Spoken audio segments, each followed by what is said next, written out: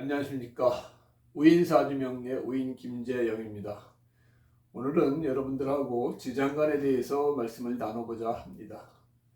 먼저 천간하고 지지는 여러분들이 좀 익숙할 수 있는데 지장간은 좀 생소할 수 있습니다. 특히나 사주를 처음 접하시는 분들은 지장간이 뭐지? 이렇게 말씀하실 분들이 많이 있으리라 생각됩니다.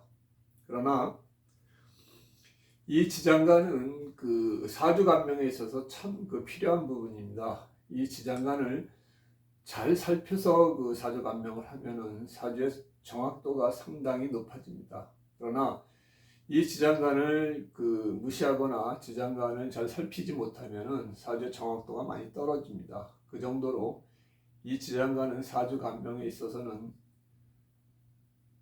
정말 중요한 어떤 팩트다 이렇게 말씀드릴 수가 있습니다.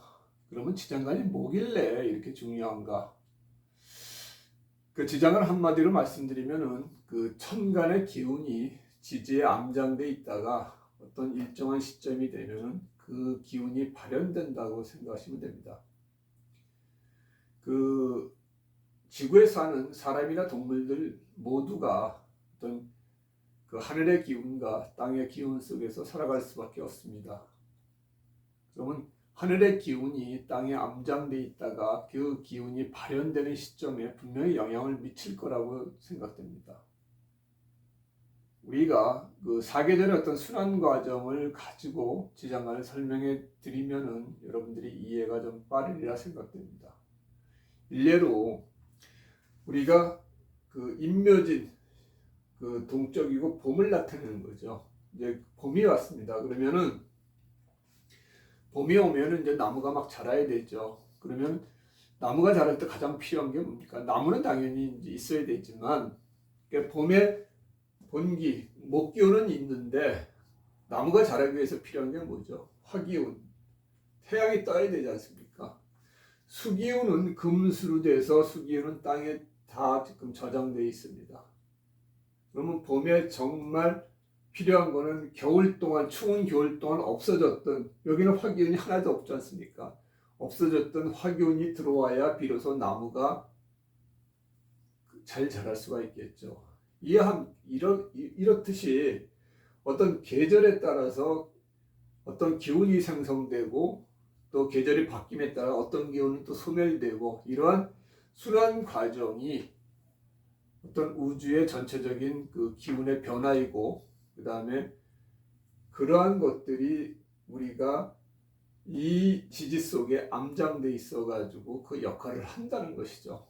우리가 그냥 이 지장간을 모르고 목기운만 봤을 때는 나무만 있네 이렇게 하지만 그 속에는 이러한 어떤 계절 순환의 원리가 숨어 있다고 생각하시면 됩니다. 그래서 묘월이 되면은 3월이 되면은 가장 목기운이 왕할 때, 그리고 이제 봄 기운도 4월 되면 이제 저물겠죠. 여름을 맞이해야 되겠죠. 그러면은 진월이 되면은 이제 봄 기운이 이제 저물기 시작하는데 이때 되면은 겨울부터 왔던 수기운은 이제 창고로 들어가고 이게 고지가 되는 거거든요. 수의 고지입니다. 진월은. 그리고 뜨거운 여름을 맞이할 수밖에 없습니다.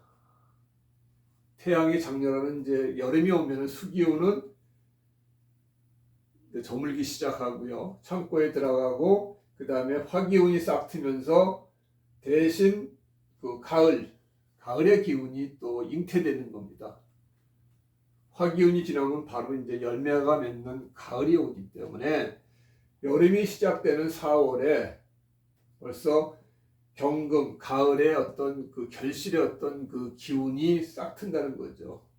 참 우주의 어떤 이런 원리를 깨친다는 게 상당히 오묘한데요. 그 다음에 여름이 한창인 5월에는 이제 화기만 있고, 근데 이제 여기서 또 다른 거는 묘월, 6월, 자월은 해당 기운만 있는데 이 여름이 한창인 5월에는 기토가 하나 더 생깁니다. 이거는 여러분들께서 그냥 무더운 그 땅의 열기를 그 기토가 좀 잡아준다 이렇게 생각하시면 됩니다. 그래서 미월이 되면은 이 목의 기운은 더 이상 필요 없죠. 가을로 접어들 거니까. 일어나는 목의 기운은 봄에 화창하고 뭐 일어나고 해야 되지만 가을이 되면 이제 열매 맺고 수렴하는 계절이기 때문에 미월은 이 을목의 묘지가 되는 부분입니다. 그래서 일어나는 기운은 이제 묘지로 들어가고 고지로 들어가고, 이 고지라는 게 이제 창고 고자입니다. 그래서 창고 속으로 들어가고, 그 다음에 이제 결실에 금기운이 싹 트는 거죠. 그러면 금기운이 싹 트면서도 여기 보면 임수, 금기운이 지나면은 휴식과 저장을 뜻하는 수균이 또 가을에는 잉태되기 시작합니다. 가을과 동시에. 우리는 수기운이 이때쯤 잉태되어야 된다고 이렇게 보지만 그게 아니라 가을이 시작함과 동시에 겨울을 준비한다는 거죠. 그래서 이런 식으로 또 흐르다가 이 수월이 되면은 더 이상 화기운은 필요 없고, 겨울에는 이제 춥기만 하지 않습니까? 화기운이 있으면 겨울이 춥겠습니까? 아니죠. 겨울에는 화기운이 없어야 되죠. 그러면은 화기운은 이 정화 화기운은 이제 이 또 고지로, 술토는 화기운의 고지가 됩니다. 그 술토로 그 고지로 들어가고 이제 겨울을 맞이하게 되죠. 그러면 겨울이 시작되면은 겨울이 시작된과 동시에 봄을 또 준비하는 목기운이 싹 트게 됩니다. 그래서 우리가 보통 해월에 나무를 심으면 나무가 튼튼하게 잘 자란답니다. 옛날에는 봄에 식목일에 나무를 심었지만 그 육림일인가 해가지고 11월 초인가 그렇게 아마 될 거예요. 그래서 그 봄에 심는 것보다 오히려 겨울에 나무를 심는 게 더 잘 자란답니다. 왜냐면 봄에 심고 바로 이제 그 가물고 그 뜨거운 태양을 하면은 나무가 말라 죽기 쉬운데, 이때는 어쨌든 그 수기운이 있기 때문에 나무가 물을 빨아들여서 머금고 있다가 봄을 맞이하면 더 잘 자란다는 거죠. 그래서 봄, 여름, 가을, 겨울 이 순환 계절이 그 안에 지장간의 이 오면 진리에 따라서 흘러간다는 얘기입니다. 우리가 이제 사주를 보면은 만일에 1월에 태어난 간목이다 생각을 하면은 그 우리 사주에서도 그래요. 그 태어난 월이 상당히 제일 중요합니다. 무슨 일주냐도 중요하지만 무슨 일주가 무슨 월에 태어났느냐. 간목이 봄에 태어나면 강하고, 경금이 가을에 태어나면 강하고, 화기운이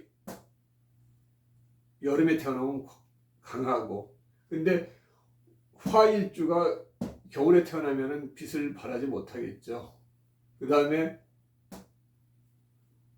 이 목기운이 이 화나 금에 태어나면은 그만 그 힘을 발휘를 못하겠죠.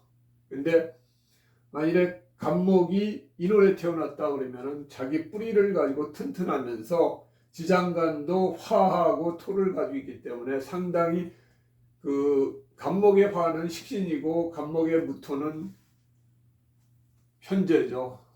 자기 뿌리를 가지고 확실하게 일을 해서 돈을 벌 수 있는 사람이다. 이렇게 이제 우리가 간명할 수가 있습니다. 그래서 나중에 이제 사주를 보면서 간명하는 방법은 다시 제가 말씀을 드릴 텐데, 이런 식으로 지장간은 그 여러분들이 상당히 중요하다. 이렇게 이제 아시면 되겠고요.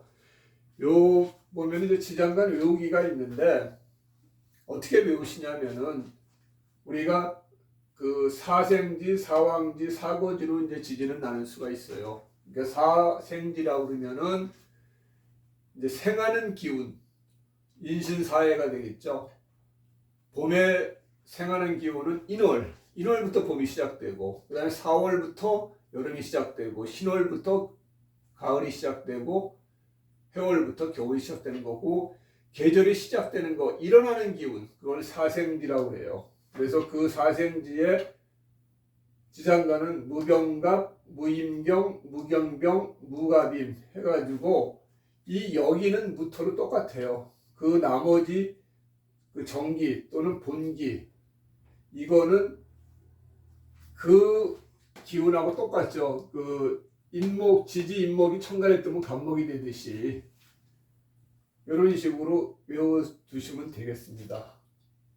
그 다음에 사왕지는 그 계절이 가장 왕할 때, 그 계절이 가장 왕성할 때, 봄에 기운이 가장 왕성할 때는 3월이지 않습니까? 그러면은 묘월이 되겠고요. 여름이 가장 왕할 때는 5월 이렇게 되고, 그 다음에 가을이 가장 왕할 때는 6월, 그 다음에 겨울이 가장 강할 때는 자월이 되겠죠. 그래서 사왕지는 2개씩만 돼 있는데 5월만 그 기토가 하나 더 들어간다는 얘기죠. 그래서 사왕지는 자오묘유 월이 해당되고 그 시장가는 이렇게 된다. 그래서 이것도 이제 외워두시고요. 그 다음에 사고지는 이제 그 계절이 이제 마감되는 거지 않습니까? 그 기운이 이제 마감된다 이렇게 생각하시고 그걸 이제 진술충미월인데 요 진월은 수의 고지고 수월은 화의 고지고 축월은 금의 고지고 미월은 목의 고지입니다. 그래서 요 기운들이 고지 또는 그 묘지로 들어간다 이렇게 이제 볼 수 있는 건데 나중에 이제 그 사주를 풀다 보면은 묘지 고지 가지고 이제 풀 때는 있습니다. 용신이 뭐 묘지에 들어갔다. 그 왕한기운, 왕자인묘다 이런 얘기가 나오는데 그건 이제 사주 풀 때 다시 이제 제가 설명을 해드리면 되겠고요. 이렇게 지장간을 여러분들이 좀 외워주시길 바랍니다. 그 다음에 또 하나 이제 여러분들이 하실 게 있는데요. 지장간의 월율 분야도 그 지장간이 그 월에 이 기운이 있는데 그 기운이 다 동시에 미치느냐 그건 아니거든요. 그 미치는 기간이 다릅니다. 그러니까 그 생지가 미치는 기간이 있고 왕지가 미치는 기간이 있고 묘지가 미치는 기간이 있는데 그 기간들이 다 달라요. 그래서 어느 그 월이든지 여기 중기 정기가 있습니다. 묘지든 왕지든 뭐 곧 저기 생지든 그래서 여기 보시면은 이제 생지부터 보면 인신사에는 여기가 7일, 그 다음에 중기가 7일, 그 본기 또는 정기가 16일입니다. 이건 뭐냐면은 한 달에 처음부터 시작되면은 이제 전 월의 그 기운이 그대로 넘어온 부분입니다. 그래서 왜냐면은 이제 기운이라는 게 뭐 봄에서 여름으로 오면 봄 기운이 좀 있다가 여름으로 가지 않습니까? 그거랑 똑같은 거예요. 그래서 전월의 기운이 조금 남아있다가 조금 변하다가 완전히 이제 그 달의 기운으로 변한다는 거죠. 그래서 그 기간 변하는 기운이 인신사의 사생기 같은 경우에는 7, 7, 16입니다. 여기가 7일, 중기가 7일, 본기가 16일 동안에 그 기운이 사령을 한다. 그래서 이게 이제 사령일이라고 그러는데 그걸 주관한다는 뜻이죠. 그래서 초기 한 달 그 초기 시작할 때는 7일간은 여기가 사령을 하고 중간에 7일간은 또 그 중기가 사령을 하고 그러니까 무토 사령으로 7일간 그 다음에 병화 사령으로 7일간 그 다음에 마지막에 그 본기인 간목 사령으로 16일간 그 사령한다는 겁니다. 그래서 언제 태어났느냐 그건 날짜 가지고 요 해당되는 그러니까 한 달 그 기간에 요 기간에 해당됐으면은 간목사령이라고 하고요. 요 해당되면은 병화사령이라고 합니다. 그리고 그 절기가 바뀌자마자 바로 7일 안에 태어났으면 무토사령이라고 그러고요. 그래서 그 같은 그 기운 중에서도 그 태어난 일에 따라서 이렇게 다르다는 얘기죠.